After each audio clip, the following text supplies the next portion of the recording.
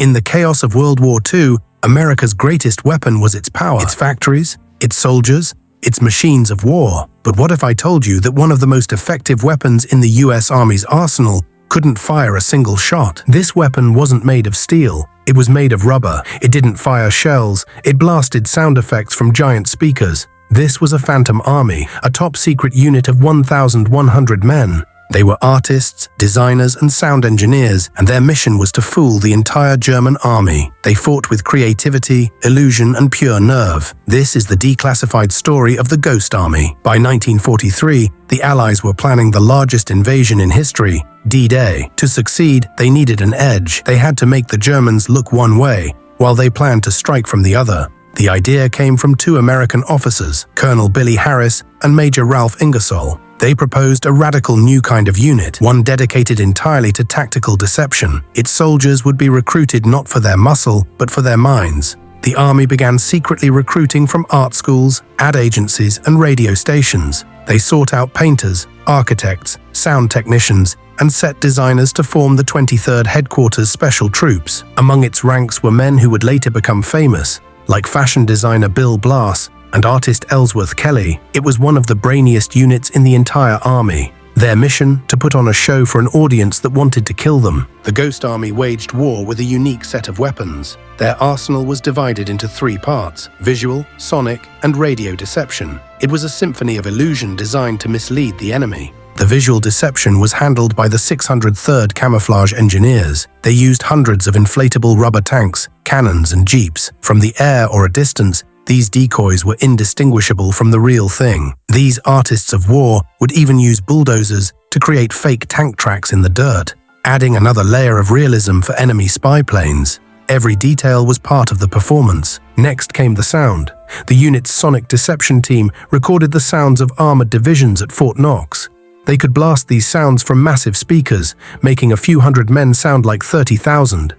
The final piece was radio deception, or spoof radio. The radio operators of the signal company could perfectly mimic the communication style of any real US division, sending fake messages to be intercepted by German intelligence. To complete the performance, the men impersonated other divisions. They wore the wrong shoulder patches and painted false markings on their vehicles. They were actors playing the part of a much larger army.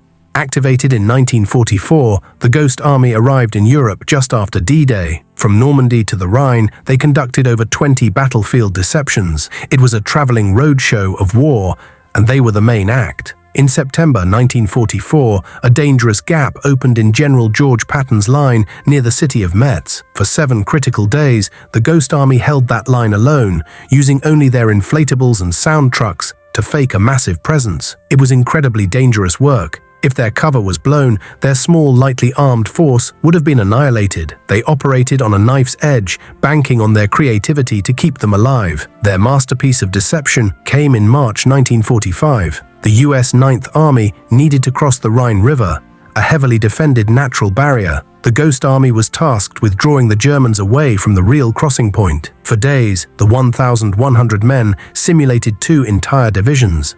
A force of 30,000, the deception was so perfect that while the Germans rained artillery on their Phantom Army, the real 9th Army crossed the river with minimal resistance. Military analysts estimate the Ghost Army's illusions saved between 15,000 and 30,000 American lives. A declassified army report called their influence on major campaigns great and measurable. But after the war, their story vanished.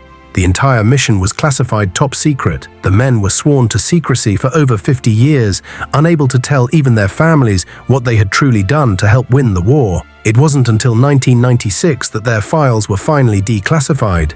And only then did the world begin to learn the story of the combat con artists of World War II. In 2022, Congress awarded the members of the Ghost Army the Congressional Gold Medal, the nation's highest civilian honor. It was long overdue recognition for a group of men who used imagination as their ultimate weapon. They were a one-of-a-kind unit, a testament to American ingenuity. They proved that sometimes the most powerful weapon isn't the one that makes the loudest bang, but the one that fools the eye and deceives the mind. The Ghost Army may have fought in the shadows, but their legacy has finally and deservedly come into the light.